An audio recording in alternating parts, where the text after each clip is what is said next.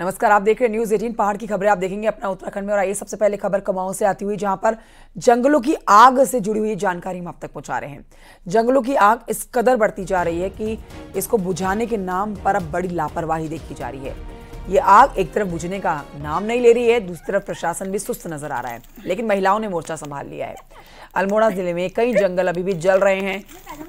हवालाबाग के गांव की महिलाएं जो कि खुद ही मोर्चा संभाले हुए हैं, जंगलों की आग बुझाने में जुटी हुई हैं। जोली गांव में महिलाएं आग बुझाती हुई नजर आई हैं। गांव के लोगों ने वन विभाग पर लापरवाही के आरोप लगाए हैं।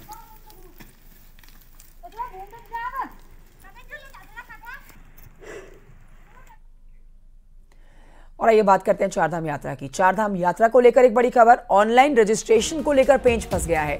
यमुनोत्री धाम के स्लॉट फुल होने से होटल एसोसिएशन जो है वो नाराज नजर आ रहा है। सीएम मुशर्रफ सिंह धामी को चिट्ठी लिखकर आपत्ति जताई गई है। एसोसिएशन के अध्यक्ष अजय पुरी का कहना है कि जब यात्रियों का कोटा ही तय नहीं है तो ऑनलाइन रजिस्ट्रेशन पर रोक क्यों नहीं लगाई गई। साथ ही ऑनलाइन के साथ ऑफलाइन रजिस्ट्रेशन की भी मांग उठाई है।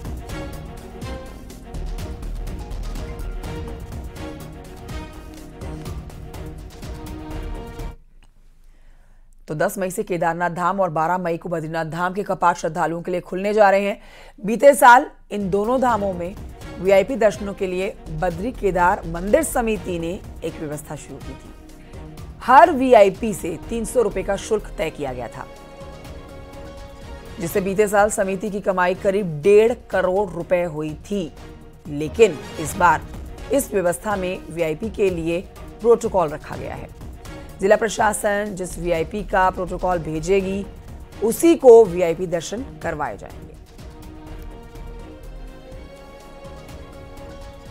तो इसलिए हमने इस व्यवस्था को गत वर्ष लागू किया था और इसका बहुत अच्छा परिणाम भी सामने आया था। और इस वर्ष भी हम ये प्रक्रिया प्रारंभ करेंगे। देखिए, उसको कैटेगराइज ये करते हैं कि जिन व्यक्तियों के प्रोटोकॉल आते हैं, जो प्रोटोकॉल के तहत में आते हैं, विशिष्ट और अति विशिष्ट महानुभाव जो प्रोटोकॉल के तहत में आते हैं, जिनका कि शासन और प्रशासन के माध्यम से जो प्रोटोकॉल हमको प्राप्त होते हैं या शासन प्रशासन को प्राप्त होते हैं, उनको हम विशिष्ट और अति विशिष्ट महानुभाव मानते हैं।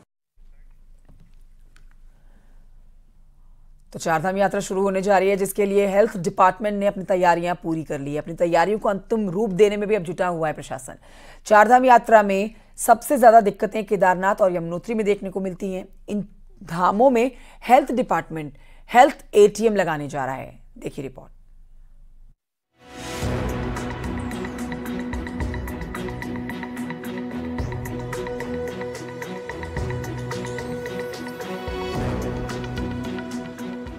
दस मई से चारधाम यात्रा शुरू होने जा रही है। अभी तक यात्रा के लिए 14 लाख से ज्यादा श्रद्धालुओं ने रजिस्ट्रेशन करवा दिया है। वहीं चार धामों में हेल्थ डिपार्टमेंट हेल्थ एटीएम लगाने जा रहा है। यह हेल्थ एटीएम 30 सेकंड में करीब 72 तरह की जांच करेगा, जिसको धामों के लिए सही माना जा रहा है। वहीं इन धामों में डॉक्टर्स की कमी को देखते हुए अब दूसरे राज्यों से भी स्वास्थ्य विभाग मदद ले रहा है। जो हमारे हेल्थ एटीएम्स हैं, हमने लगभग 50 हेल्थ एटीएम जैसे पिछली बार हमने स्थापित किया था, और उसको भी हम लोग दुरुस्त कर रहे हैं ताकि यात्रा से पहले वो फंक्शनल कंडीशन में रहे। बीते साल चारधाम यात्रा के दौरान श्रद्धालुओं की मौत का आंकड़ा 200 के पार हो गया था और सबसे ज्यादा मौत हार्ट अटैक की वजह से हुई थी, जिसके लिए अब स्वास्थ्य विभाग ने यात्रियों के लिए 50 स्क्रीनिंग पॉइंट तैयार किए हैं, जहां डॉक्टर मौजूद रहेंगे और 65 साल से ज्यादा की उम्र के श्रद्धालुओं की स्क्रीनिंग जरूरी होगी। कि किसी भी स्टेट से अगर कोई डॉक्टर सेवा भाव से अगर चारधाम यात्रा में अपना सहभागिता देना चाहता हो तो वो वेलकम है। और इसके लिए हम लोग पूरी तैयारियां हम लोगों ने अभी फिलहाल की है। सुगम और सरल चारधाम यात्रा को लेकर पूरा फोकस है, इसीलिए सभी लेवल पर युद्ध स्तर पर तैयारी हो रही है। न्यूज 18 के लिए देहरादून से सत्येंद्र बर्तवाल की रिपोर्ट।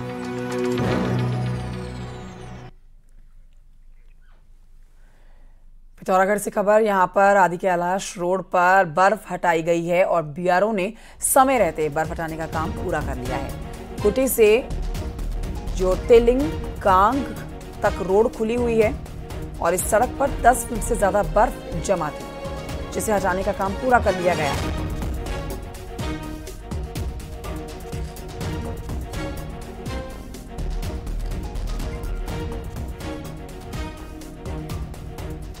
राज्य में लोकसभा चुनाव को हुए कुछ दिन बीत चुके हैं, लेकिन अब भी आचार संहिता से काम में दिक्कतें हो रही हैं। आचार संहिता के चलते विकास कार्य प्रभावित हैं, तो पर्यटन सीजन के टेंडर भी नहीं हो पाने से नैनीताल पालिका में दिक्कतें बनी हैं। सिर्फ पालिका ही नहीं बल्कि जिला पंचायत और अन्य विभागों में भी यही परेशानी बन रही है। हालांकि नैनीताल पालिका चुनाव आयोग से स्पेशल अनुमति की मांग कर रहा है, जिससे पार्किंग के टेंडर के साथ कूड़ा उठाने से लेकर डोर टू डोर कलेक्शन के टेंडर हो सके। वहीं पार्क के सौंदर्यीकरण पर भी ध्यान दिया जा सके।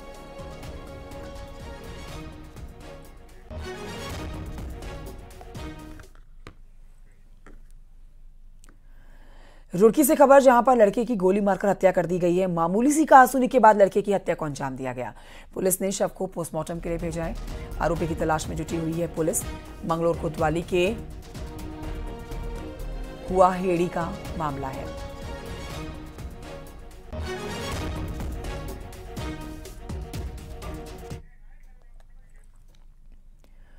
और आइए अब आपको बताते हैं, राष्ट्रपति द्रौपदी मुर्मू आज देहरादून के FIR के दीक्षांत समारोह में शिरकत करने वाली हैं। कल राष्ट्रपति द्रौपदी मुर्मू ने ऋषिकेश एम्स के कार्यक्रम में शिरकत की थी।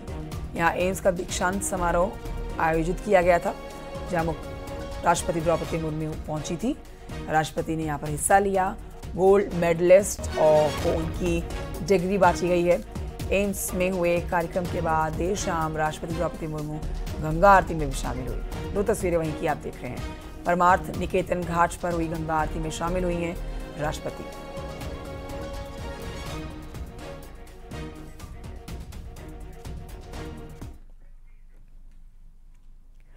मुख्यमंत्री पुष्कर सिंह धामी ने कांग्रेस पर करारा हमला किया।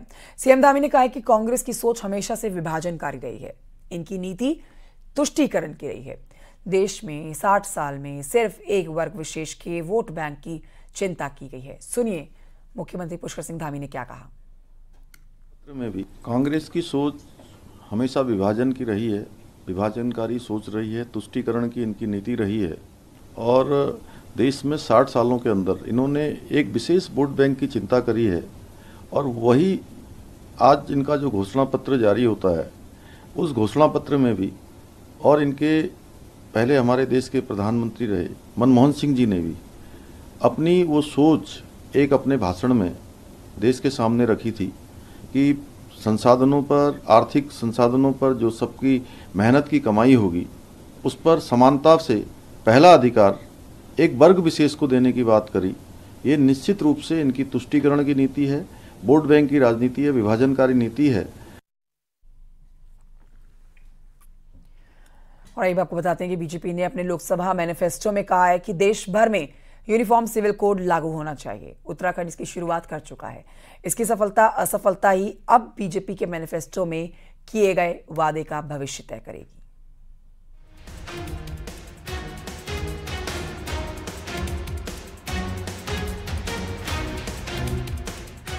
यूनिफॉर्म सिविल कोड राम मंदिर और धारा 370 की तरह बीजेपी का कोर एजेंडा रहा है, जिसे इस बार सेंट्रल बीजेपी ने अपने मैनिफेस्टो में शामिल किया है।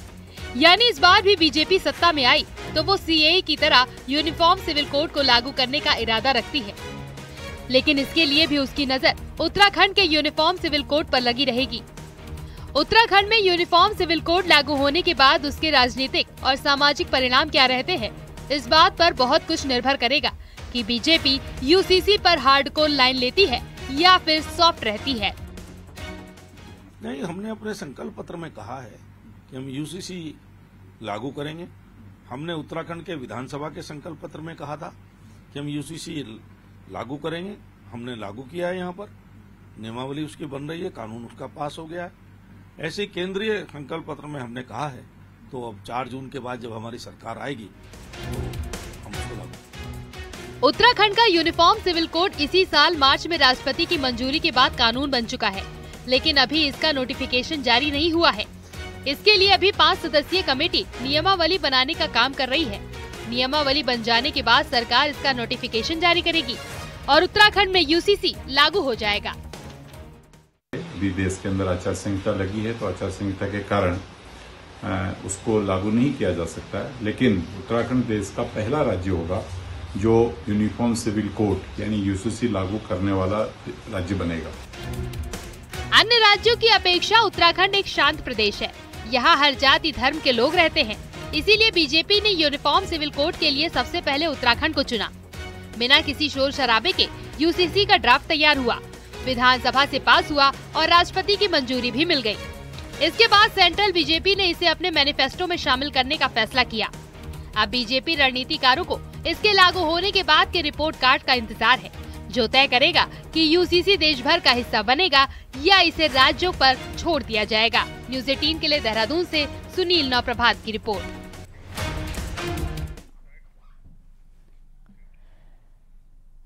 उत्तराखंड में जलते जंगलों को लेकर अब सियासत भी गर्म हो चली है। नेता प्रतिपक्ष यशपाल आर्य ने सरकार पर सवाल उठाए हैं। यशपाल आर्य कह रहे हैं कि फॉरेस्ट फायर का सीजन है, लेकिन जो तैयारी होनी चाहिए थी वो वन विभाग के स्तर पर नहीं हुई है, जिससे करोड़ों की वन संपदा जलकर खाक हो रही है।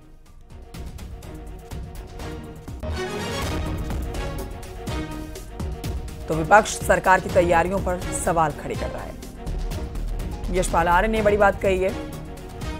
जिस तरह से महिलाएं जंगल की आग बुझाने में जुटी हुई हैं, उसको भी उन्होंने तंज मारते हुए सरकार पर हमला किया है कि सरकार विफल नजर आ रही है जंगलों की आग बुझा पाने में। जिस तरह से पहाड़ी क्षेत्र में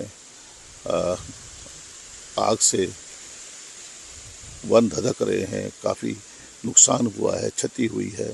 सरकार को पहले इसे कोई ठोस प्रयास करना चाहिए, प्रभावी कदम उठाने चाहिए थे, लेकिन सरकार ने इसमें सुधि नहीं ली है और भारी नुकसान दिखाई दे रहा है। छोटे से ब्रेक के लिए रुकना होगा, जल्द लौट रहे हैं।